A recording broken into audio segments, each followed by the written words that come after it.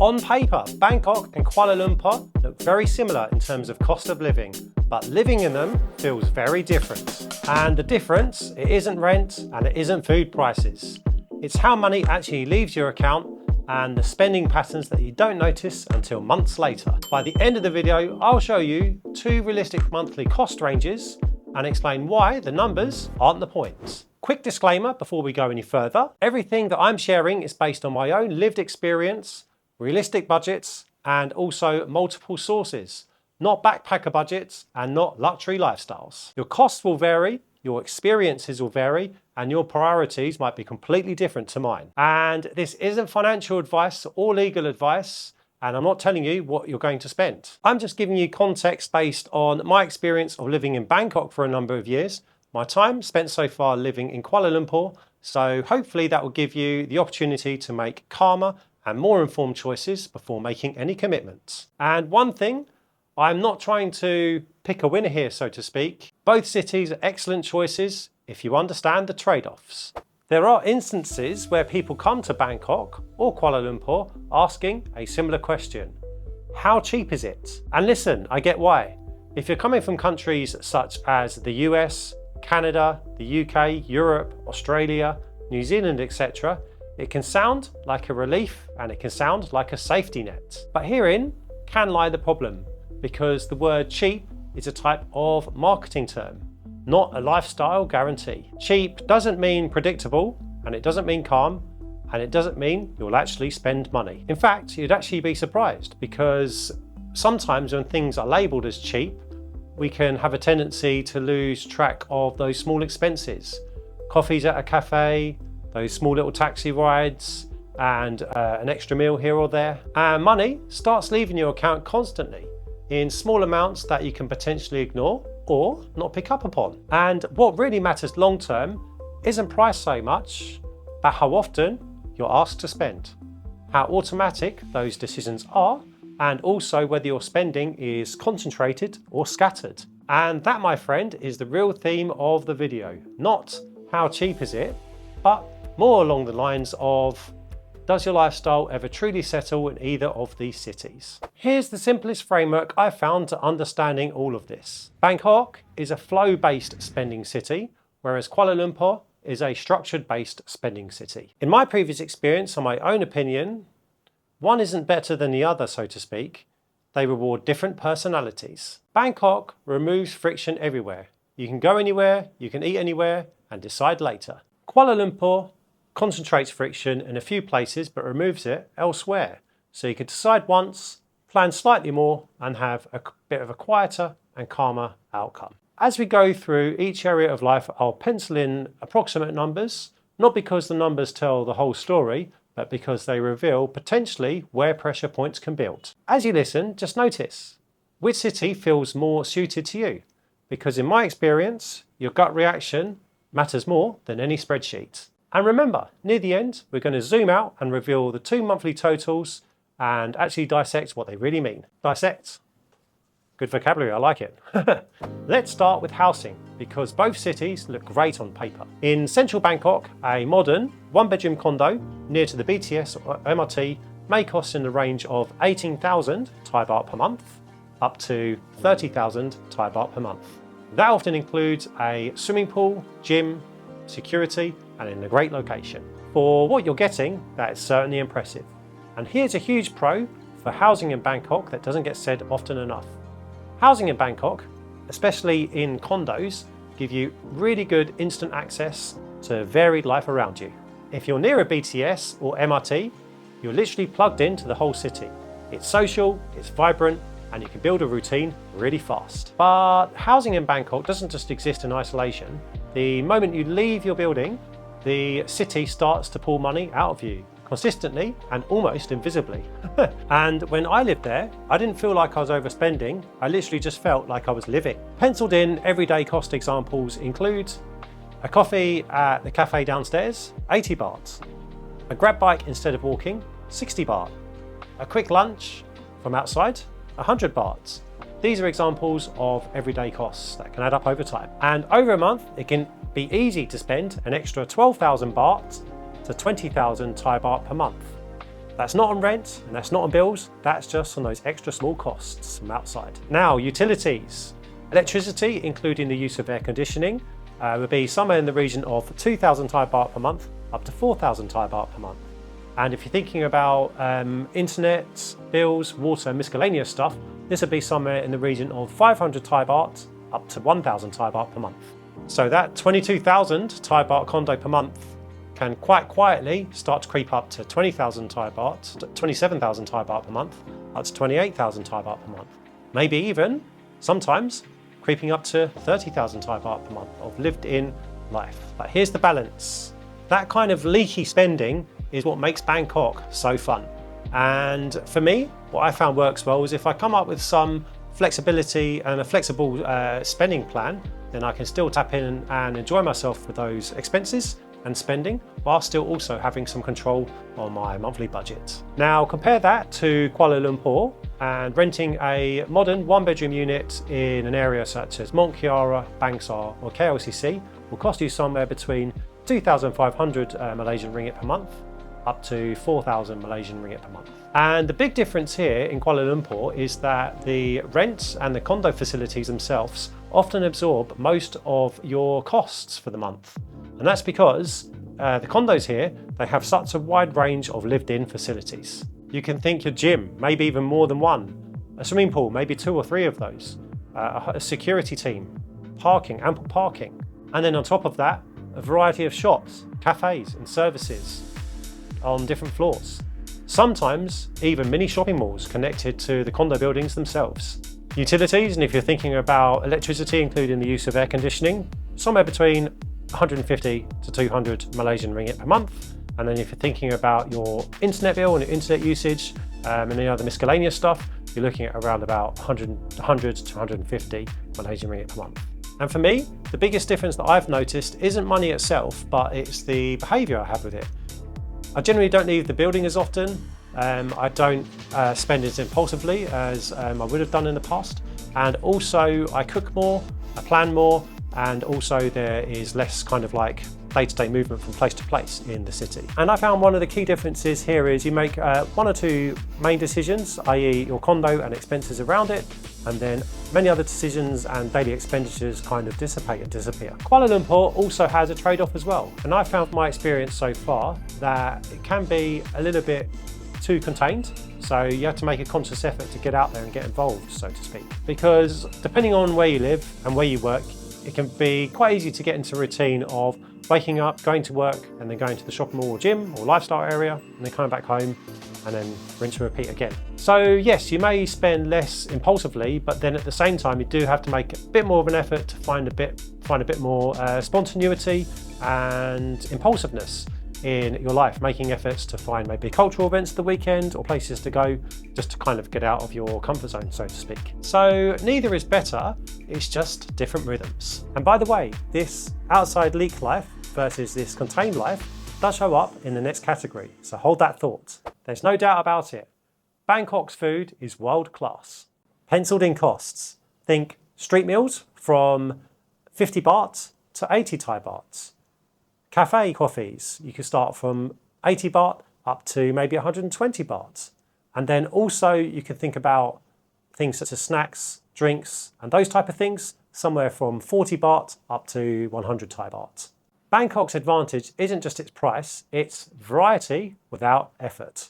You can eat incredible foods without planning, without cooking, and without organising your day around it.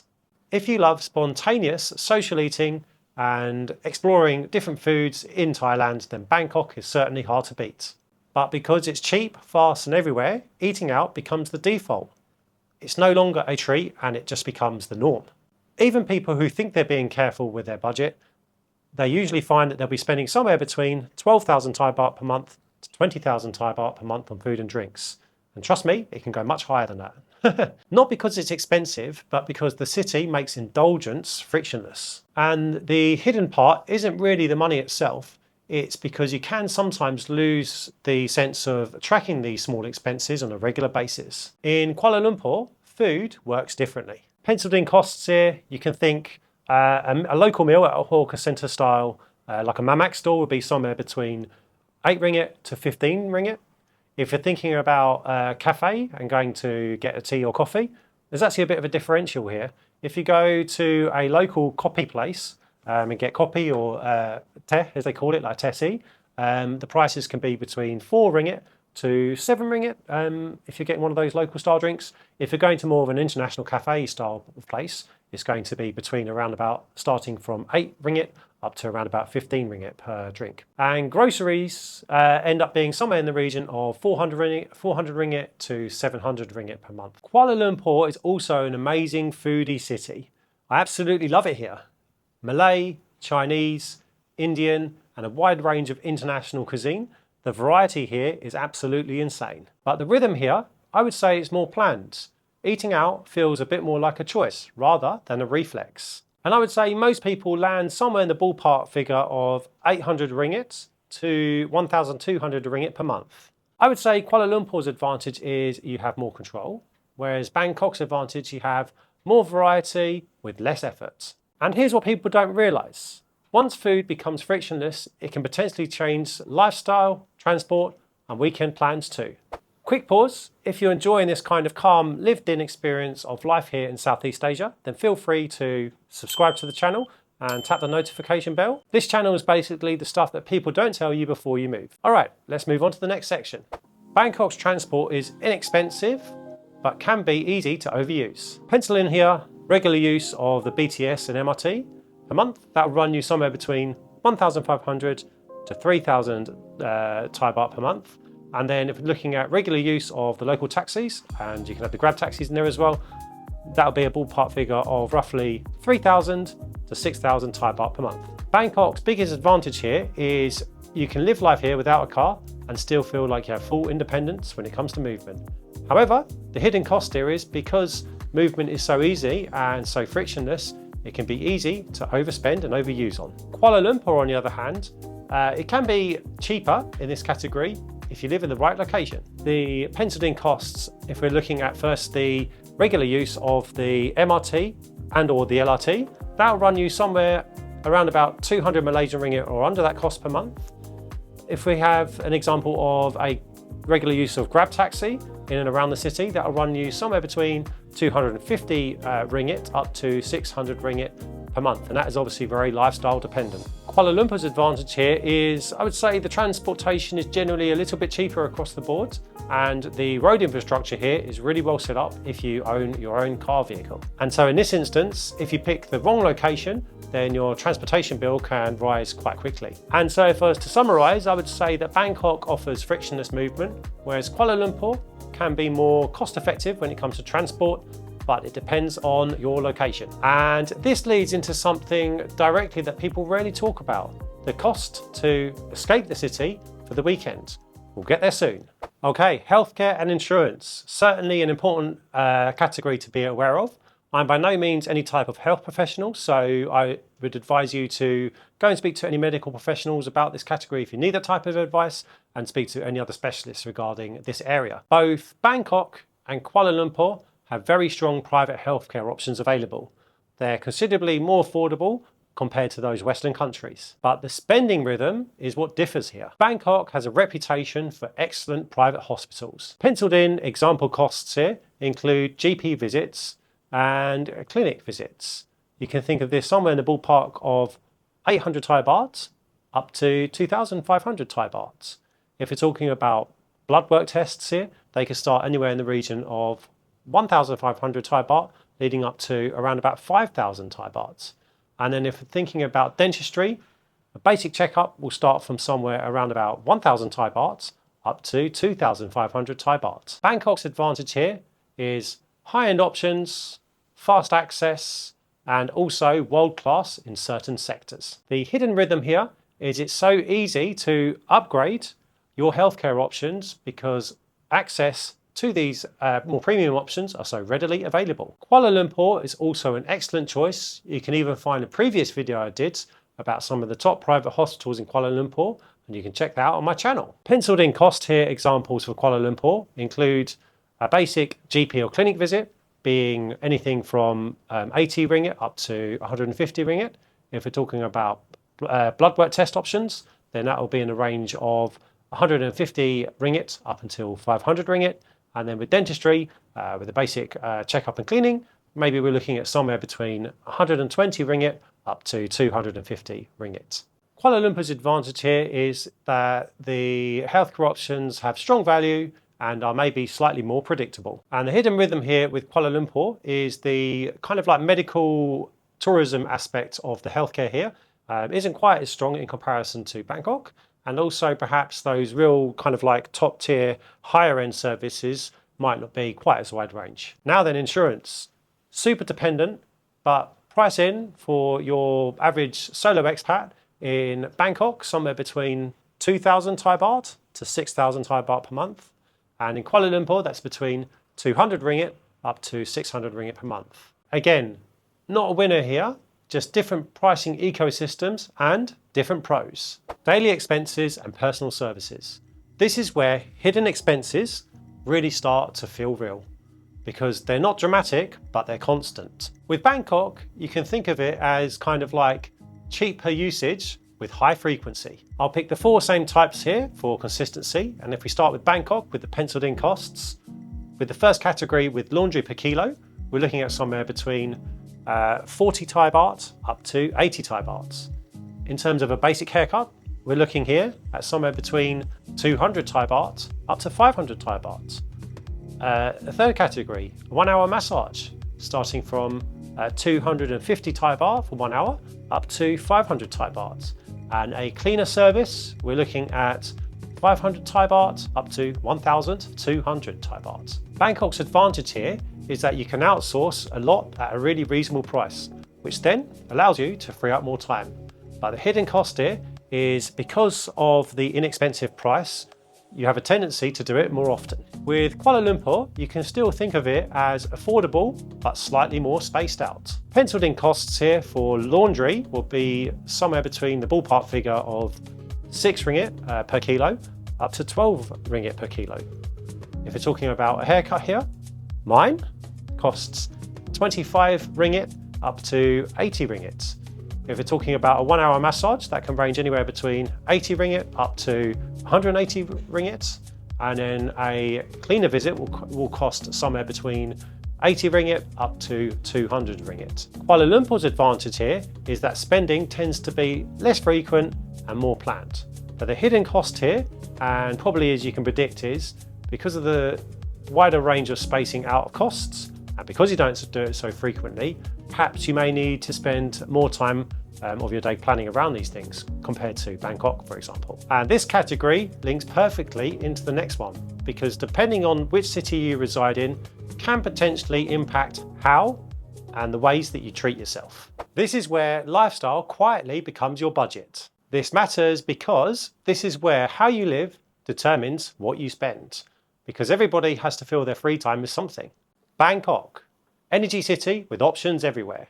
Penciled in examples include membership, classes and or hobbies starting from around about 1,000 Thai baht per month, maybe ranging up to 3,500 Thai baht per month. Individual one-off activities or sessions range from around about 400 Thai baht up to 800 Thai baht per session. And social nights out, very easy to do regularly, starting from 1,500 Thai baht up to 4,000 Thai baht, or possibly even more. Bangkok's advantage here is you can build up a social life very quickly. More variety, more spontaneity, and more yes moments. The hidden cost here is that spending becomes more frequent without you noticing. Not expensive so much, but just more frequent. Kuala Lumpur, in my experience, is kind of like a more routine city with more consistency when it comes to spending. Penciled in examples here include gym and or facilities starting from around about 120 ringgit per month up to 300 ringgit per month. And those are often included, at least partially, within your condo facilities.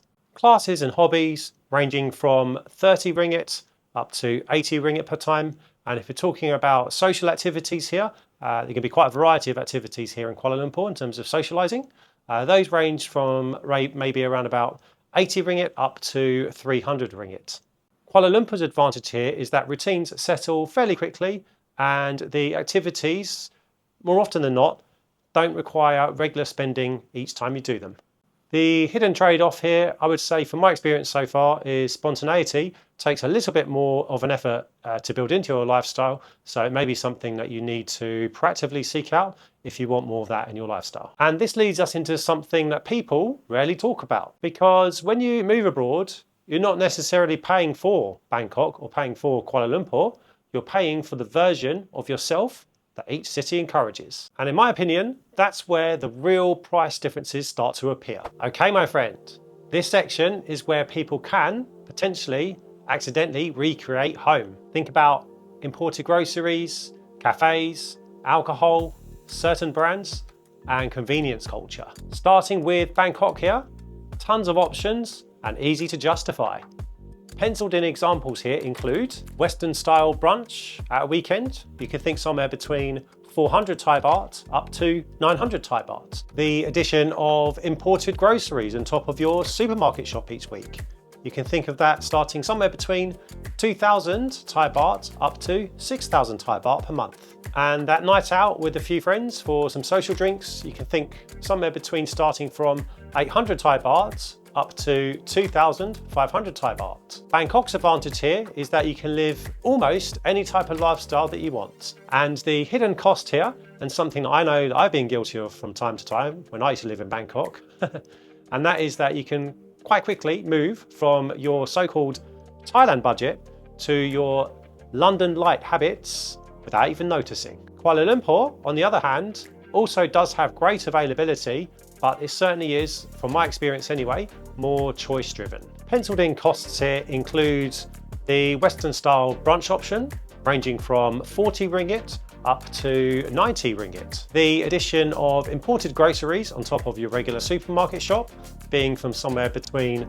200 ringgit per month up to 700 ringgit per month extra. And a social night of drinks with your friends, starting from around about 130 ringgit up to 400 ringgit. So just be aware that the price of alcohol here is a little bit more expensive. So in my experience, I would say that Kuala Lumpur's advantage is that this kind of like imported life habits expenditure feels a bit more deliberate. Whereas Bangkok's advantage, I would say, again, from my experience, it's easier to have it slide in as your default on a regular basis. Now then, we're almost ready for that category that ties everything together, because this category can potentially quietly decide whether you save money or not. This is the stuff that spreadsheets can sometimes not capture accurately, because your monthly spending isn't only determined by where you live, but it also is determined by what the city makes you want to do. Bangkok is temptation rich,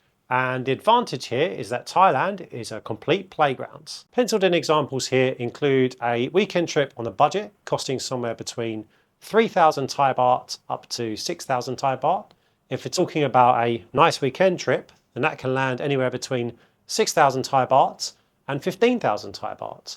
And if we're talking about one domestic flight trip, then we're looking at between 4,000 Thai baht up to 12,000 Thai baht. And the hidden cost here is that weekend trips become frequent because they're so easy to justify. And Kuala Lumpur here in this category, we can maybe think about it as being more stable and different temptations. And KL's advantage here, well, Malaysia has a lot of great travel options too. You can think about the beaches, Langkawi, Penang, the Cameron Highlands, the list goes on. Penciled in examples here include for a budget weekend trip, starting prices from 200 ringgit up to 800 ringgit for the trip. If we're talking about like a nice weekend trip, then we're looking at somewhere between 800 ringgit up to 1,800 ringgit. And then if we're looking at that domestic flight weekend, then we're looking at between 300 ringgit up to 1,200 ringgit. So the hidden trade-off here is people may travel less, but then sometimes that can be replaced with kind of like city consumption.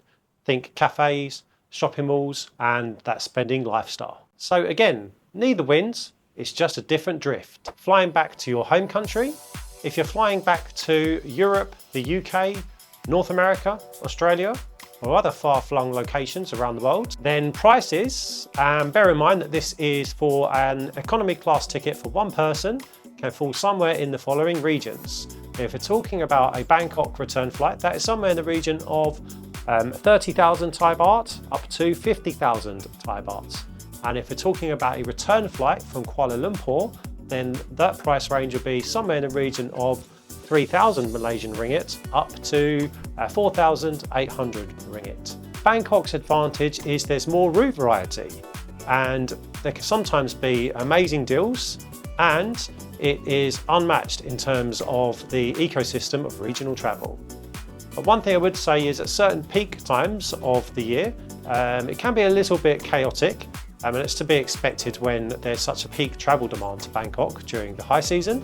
But what I would say is that the optionality is amazing if you are flexible. Kuala Lumpur's advantage here is it's also a great hub, and it can feel slightly more predictable for planning. It offers a smooth transfer service, and it's also a very efficient airport setup. And the point here is it's not just the price of the flight ticket, but also how you plan this out. All right, new day of recording and a new shirt. Visas are rarely glamorous, but they do shape how settled you're going to feel. This isn't a visa video, and I'm not going to delve into specifics here about different visas.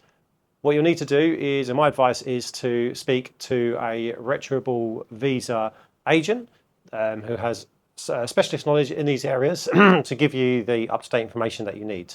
But with that being said, here's a generalized take of cost of visas. Common options here to reside long-term in Bangkok will start from a price point of 20,000 Thai baht up to 60,000 Thai baht.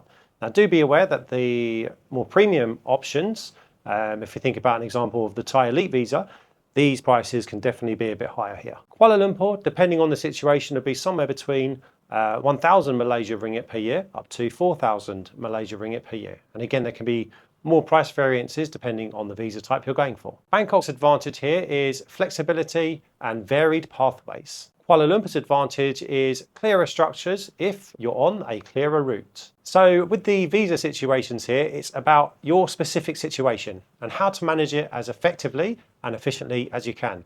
And like I said at the start of this section, my advice would be to reach out to someone who has a background in this type of expertise and find the most accurate information that you can before moving ahead with finalising your type of visa. Quick side note here. If you are seriously considering Kuala Lumpur as a location to move to, then I've put together a free PDF called the Mr. Henners KL Expat Starter Pack 2026. The whole idea behind the free starter pack is to help you with the potential overwhelm and to help you also get a calmer start to moving to Kuala Lumpur. The link is in the description and it's completely free. And just in case you're wondering, yes, I am starting to work on a Bangkok version as well. So if that's something you might also be interested in, then do be on the lookout for that because it'll be coming soon. Alrighty, onwards we go with the rest of the video. Okay, let's do the thing that most people came here for. A penciled in, realistic, comfortable, central, and lived in budget for one person. And just to be clear and upfront, these are ranges, not targets, because your neighborhood, habits, and personality matter far more than any single number. As you're looking at these Bangkok numbers, the main thing I want you to notice isn't the total. It's how many of these costs are variable. Very little here is truly fixed. Rent might be stable, but food, transport, social life, and lifestyle costs can swing a lot, depending on how you move through the city. Bangkok rewards spontaneity, but that also means your spending changes week to week without you realizing. People can feel like they're not overspending in Bangkok. They feel like they're just living. And that's why Bangkok budgets often drift up slowly, rather than blowing up all at once. If you're someone who thrives on energy and flexibility, this can feel amazing. If you need predictability, it's something you have to actively manage. Now then, keep that in mind as we move on to looking at Kuala Lumpur. With Kuala Lumpur, the pattern flips. More of your costs are decided at once. Your condo absorbs a lot of your life. Gym, security, sometimes even shops and cafes. Transport depends heavily on location, and day-to-day spending tends to repeat itself more. That's why on average Kuala Lumpur does come out about 10 to 20% cheaper overall in comparison to Bangkok. But the more important difference is psychological. People often feel more settled with their spending here. Not because everything is cheap, but because fewer decisions are being made every day. The trade-off is that if you choose the wrong location or rely too heavily on shopping malls and convenience, different costs creep in instead. So Kuala Lumpur doesn't automatically save you money, it just makes your spending more visible. And that's why these totals matter. But they were never the real point. Now here's the part that matters. And yes, on average, Kuala Lumpur does come out slightly less inexpensive overall, roughly 10 to 20% lower, depending on one's rent costs and lifestyle. That part is real, but it's not the whole story, because the totals end up being much closer than people expect, but the experience of paying them is completely different. Bangkok often costs you in frequency. Small spends, frictionless, constant, and often fun. But if you're not paying attention, the costs, they start to leak. Kuala Lumpur often costs you in commitment. Bigger fixed decisions, more routine, and more containment. And for the right person, that makes their spending feel calmer and easier to manage. So the real question was never which city is cheaper. It was always which money rhythm supports the life I want to live and matches the person I actually am. So a tip that I have is that instead of asking which city is cheaper, you can ask yourself the following questions. Question 1, do I want my spending to be mainly small and constant, or bigger and contained? Question 2, do I feel better with endless options or with a steadier routine? And question 3, when I picture my life 3 years from now, which city's money rhythm makes that easier to sustain? My belief is, once you understand how spending differs between the two cities, you can then start choosing a life that fits both your personality and not just your budget. And that, my friend, is the cost reality that nobody explains.